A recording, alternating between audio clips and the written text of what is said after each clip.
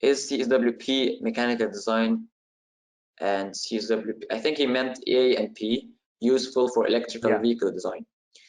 So when it comes to electrical vehicle design, I think I touched that topic at the very beginning of my presentation. When it comes to designing in general, designing for manufacturing, okay, you need to use the tools that you're going to manufacture with and apply and see what software or what features in the software you need to make these tools a real thing. So for example, when you're designing an electrical vehicle, I think it's 100% you're gonna use weldments, unless of course you're making like something with you know, like a I don't actually remember the name, but yeah, body designing, you don't really need that kind of stuff. But if you're making the cockpit itself or the interior of the car itself, you're definitely going to use weldments. So that's something that isn't present in the CSWA or P mechanical design. If you're going to use, if you're going to design the body, for example, you need to use surfacing,